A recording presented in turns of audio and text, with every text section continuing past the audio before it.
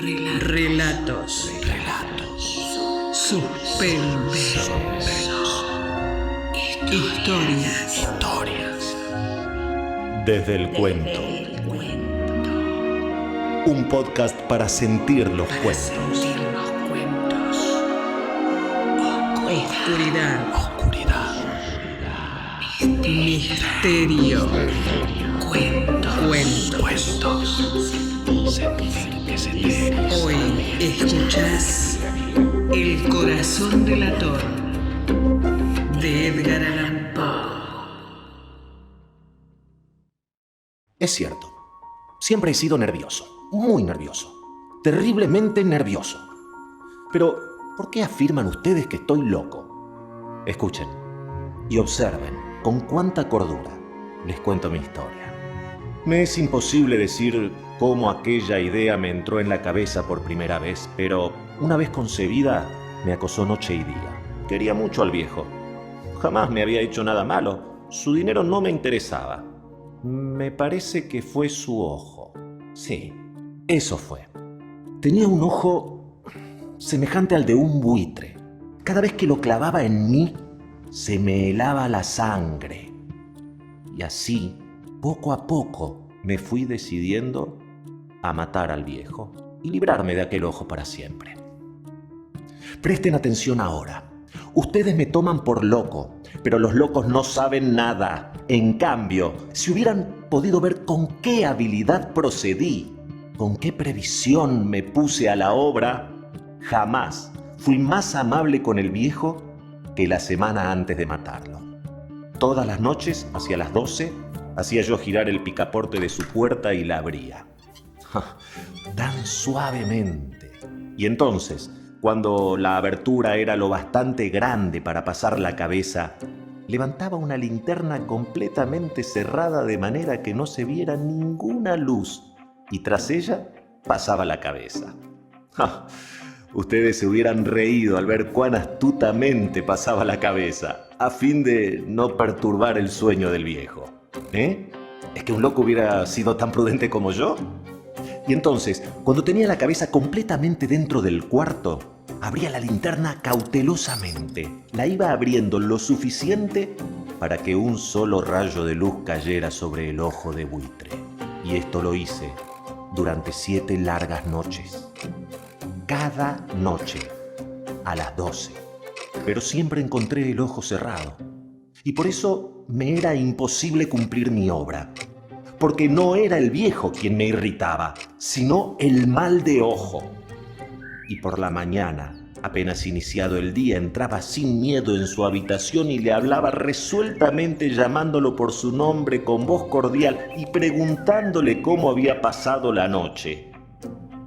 Ya ven ustedes que tendría que haber sido un viejo muy astuto para sospechar que todas las noches iba yo a mirarlo mientras dormía. Al llegar la 8ª noche, procedí con mayor cautela que de costumbre al abrir la puerta. El minutero de un reloj se mueve con más rapidez de lo que se movía mi mano. Jamás antes de aquella noche había sentido el alcance de mis facultades, de mi sagacidad. Apenas lograba contener mi impresión de triunfo. Pensar que estaba ahí, abriendo poco a poco la puerta y que él ni siquiera soñaba con mis secretas intenciones o pensamientos. Me reí entre dientes ante esta idea y quizás me oyó, porque lo sentí moverse repentinamente en la cama, como si se sobresaltara. Ustedes pensarán que me eché hacia atrás, pero no. Su cuarto estaba muy oscuro, ya que el viejo cerraba completamente las persianas por miedo a los ladrones.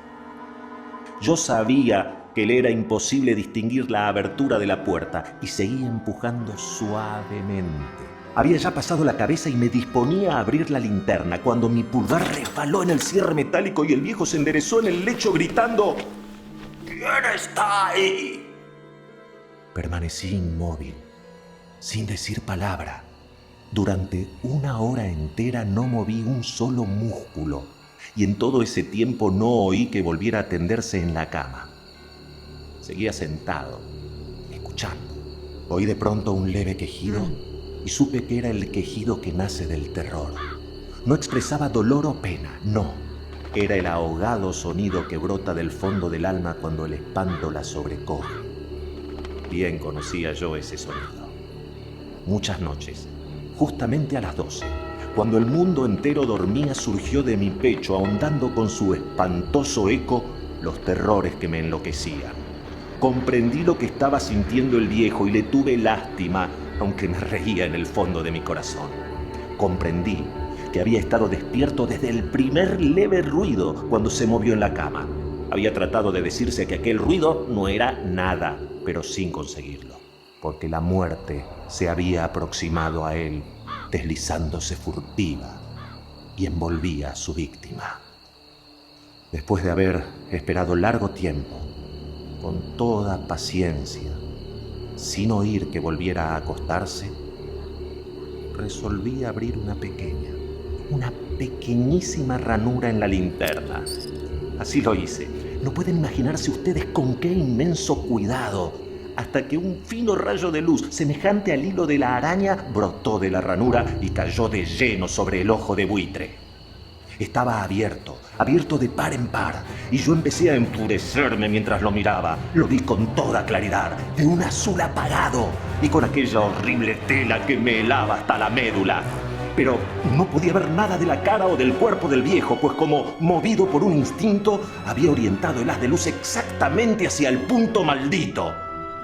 ¿No les he dicho ya que lo que toman erradamente por locura es solo una excesiva agudeza de los sentidos?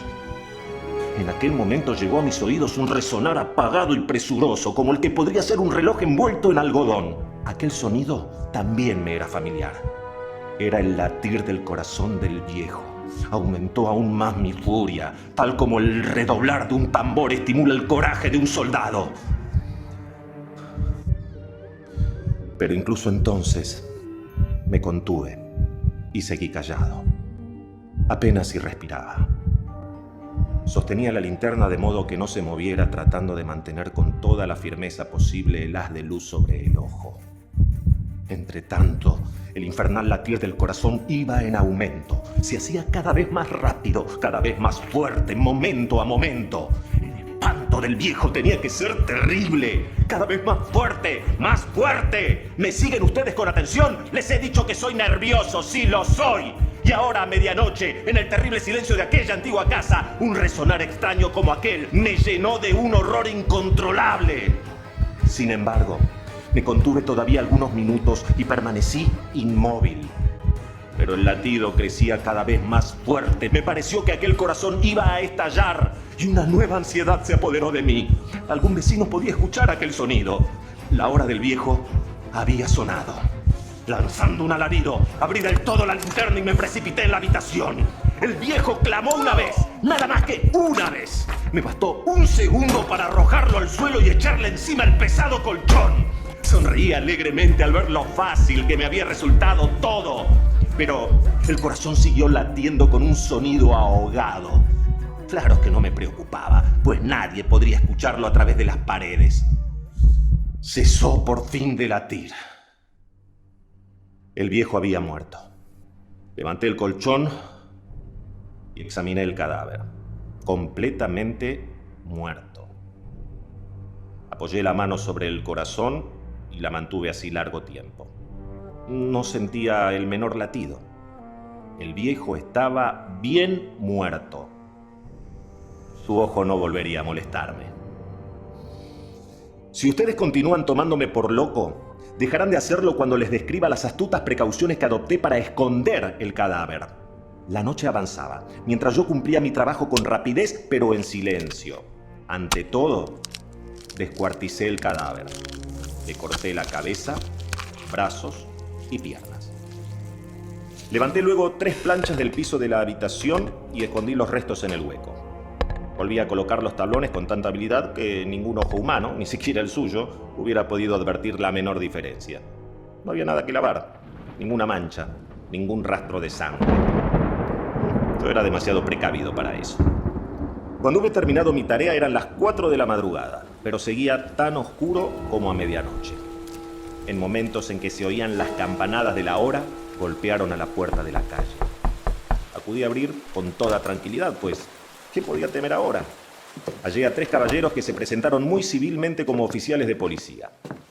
Durante la noche, un vecino había escuchado un alarido, por lo cual se sospechaba la posibilidad de algún atentado.